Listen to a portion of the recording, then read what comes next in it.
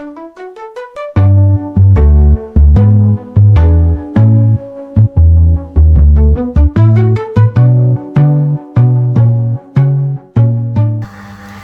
semuanya, perkenalkan nama aku Freddy Budianto dari kelas 10 L5. Di sini aku akan menjawab beberapa pertanyaan mengenai asuransi, lembaga pembiayaan, pegadaian, dan juga dana pensiun. Langsung saja kita akan menjawab pertanyaan yang pertama. Oke, untuk yang pertama adalah apa itu asuransi?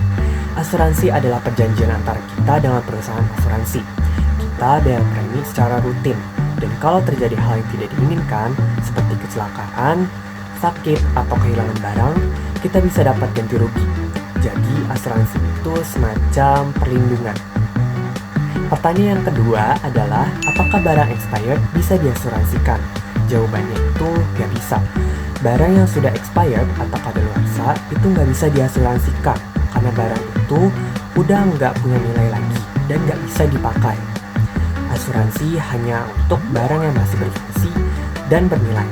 Lanjut ke pertanyaan yang ketiga adalah, kenapa perusahaan asuransi gak rugi? Karena gak semua orang yang ikut asuransi itu mengajukan klaim. Selain itu, uang dari premi dikumpulkan dan dikelola, bahkan diinvestasikan. Jadi meskipun ada yang klaim, perusahaan tetap bisa untung dari premi dan hasil investasinya. Pertanyaan keempat, apa itu lembaga pembiayaan? Lembaga pembiayaan itu adalah tempat yang memberikan pinjaman, biasanya untuk beli barang seperti motor atau mobil. Jadi kita bisa beli barang mahal dengan cara dicicil lewat bantuan mereka. Yang kelima adalah, apakah barang expired itu termasuk contoh lembaga pembiayaan? Jawabannya itu enggak. Barang expired itu udah nggak layak dipakai. Sedangkan lembaga pembiayaan hanya membiayai barang yang masih bagus dan juga berguna. Keluargaku sendiri itu pernah pakai lembaga pembiayaan waktu masih beli motor secara cicilan. Lanjut ke pertanyaan ke-6, apa itu pegadaian? Pegadaian adalah tempat untuk meminjam uang dengan jaminan barang. Misalnya, kita butuh uang mendadak, kita bisa gadaikan emas atau barang elektronik. Dan nanti barang itu bisa ditebus lagi setelah kita bayar pinjamannya. Yang ketujuh adalah, apakah barang expired termasuk barang bergerak?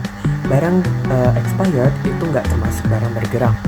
Barang bergerak itu seperti motor, emas, atau laptop yang bisa dipindah-pindah dan masih bernilai.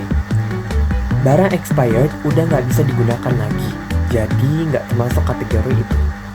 Yang kedelapan, kenapa sih masih perlu pegadaian padahal sudah ada bank?